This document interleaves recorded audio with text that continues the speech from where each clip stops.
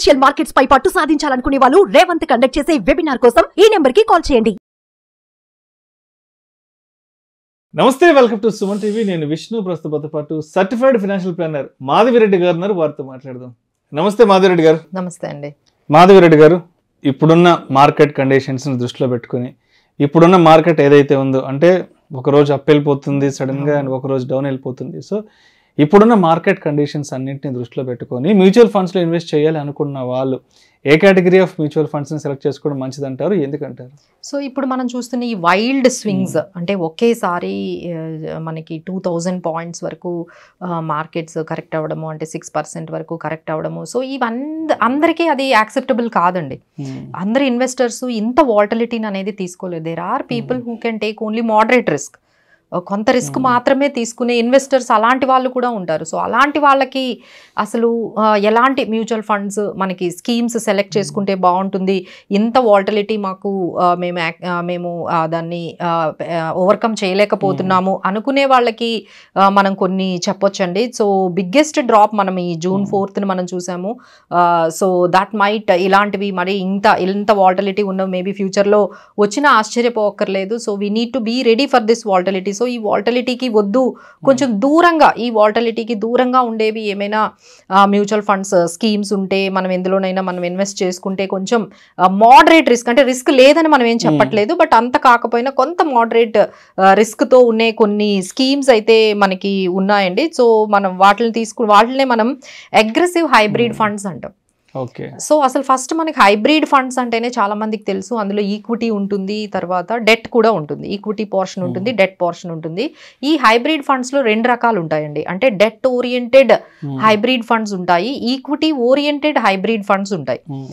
So అస్సలు risk వద్దు అనుకునే వాళ్ళకి మనము డెట్ ఓరియంటెడ్ హైబ్రిడ్ ఫండ్స్ లోకి వెళ్ళిపోతే అక్కడ 60 to 70% మీకు డెట్ ఉంటుంది. ఓన్లీ 20-30%, 20-25% వరకు మాత్రమే మీకు ఈక్విటీ ఉంటుంది. That is very less risk తీసుకునే వాళ్ళకైతే అది పర్లేదు, మేము కొంచెం మోడరేట్ రిస్క్ తీసుకుంటాము, బ్యాలెన్స్డ్గా ఉండే అలాంటి ఫండ్స్ ఏమైనా చెప్పండి అనే వాళ్ళకైతే మనకి అగ్రెసివ్ హైబ్రిడ్ ఫండ్స్ అంటామండి. అంటే వాళ్ళు ఏంటంటే అందులో ఈక్విటీ ఆల్మోస్ట్ మనకి రేంజ్ అవుతూ ఉంటుంది. అంటే 65% నుంచి 80% వరకు మనకి ఈక్విటీ ఉంటే, అండ్ డెట్ మాత్రం మనకి కొంచెం 20 to 25% వరకు డెట్ ఉంటుందండి. సో అవి అయితే చాలా బాగా పెర్ఫార్మెన్స్ చేస్తున్నాయి. అలానే ఈ వాలటిలిటీని కూడా కొంచెం మిగతా ఈక్విటీ స్కీమ్స్ ఉన్నంత వాలటిలిటీ కాకుండా కొంచెం తక్కువ మోడరేట్ అనేది ఇందులో మనము ఈ పర్టికులర్ ఫండ్స్లో అయితే మనం చూడగలిగాము. సో ఆ ఫండ్స్ ఇప్పుడు మనం కొన్ని ఇక్కడ చెప్తున్నామండి. సో గుర్తుపెట్టుకోండి, ఇందులో మనకి ఈక్విటీ పోర్షన్ మనకి 65 నుంచి 70-80% వరకు ఉంటుంది. మిగతాదంతా కూడా ఏదైతే 20-25% ఉంటుందో అది డెట్ ఉంటుంది. అది మనకి ఎక్కువగా ఇలాంటి వాలటిలిటీలో కొంచెం మనకి డౌన్ సైడ్ని ఓవర్కమ్ చేయడానికి ఉపయోగపడుతుంది. సో అందులో మనకి క్వాంట్ అబ్సల్యూట్ ఫండ్ అనేది ఉందండి. వాటి CAGR కూడా మనం చెప్దాము. అంటే ఈ CAGR లాస్ట్ 10 yearsది మనం CAGR తీసుకుంటే ఆల్మోస్ట్ 15% ఉంది. అలానే ICICI Pru equity and debt fund ఉందండి, వాళ్ళు కూడా 13% ఇచ్చారు. అలానే Canara Robeco equity hybrid fund ఉంది, వాళ్ళు కూడా 12% CAGR ఇన్ లాస్ట్ 10 years మనం చూసుకుంటే ఇచ్చారు.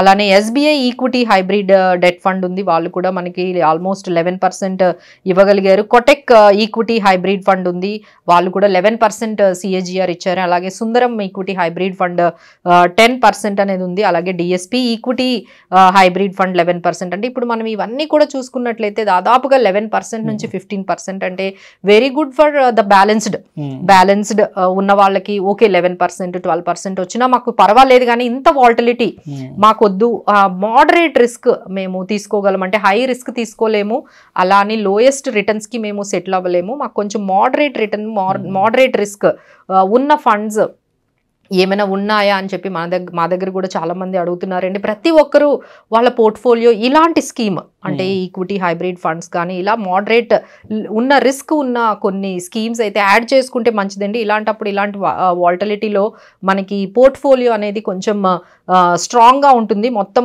కరెక్ట్ అవ్వకుండా. సో ఇప్పుడు మనం చెప్పినట్టుగా quant absolute, ICICI proved equity, Canara రొబాకో, DSP equity and hybrid fund, SBI equity hybrid funds, ఇలాంటివి కొన్ని మనం ఎగ్జాంపుల్స్ చెప్పాము. సో ఫైనల్గా మనం చెప్పేది ఏంటంటే ఇలాంటి టైంలో అండి మనం ఓన్ డెసిషన్స్ తీసుకోకండి. మీ ఫైనాన్షియల్ ప్లానర్స్ని మీరు అప్రోచ్ అవ్వండి. ఎందుకంటే చాలా వీడియోస్లో చాలా రకాలుగా వాళ్ళ ఒపీనియన్స్ చెప్తూ ఉంటారు. ఇవన్నీ కూడా జనరల్ స్టేట్మెంట్స్ అండి. ఎందుకంటే మీరు పర్సనల్గా మీ సిచ్యువేషన్ వేరు, మీకున్న రిస్క్ వేరు, మీకున్న ఆబ్జెక్టివ్ వేరు, మీకున్న ఆ టైం ఫ్రేమ్ అనేది వేరుగా ఉంటుంది, మీ గోల్స్ వేరుగా ఉంటాయి. సో కంపల్సరీ ఒక ఫైనాన్షియల్ ప్లానర్తో కూర్చొని మీకున్న డౌట్స్ అన్నీ కూడా క్లియర్ చేసుకొని అప్పుడు మాత్రమే మీరు డెసిషన్స్ తీసుకుంటే బాగుంటుందండి. Right, thank you so much Madhureddy గారు. Thank you.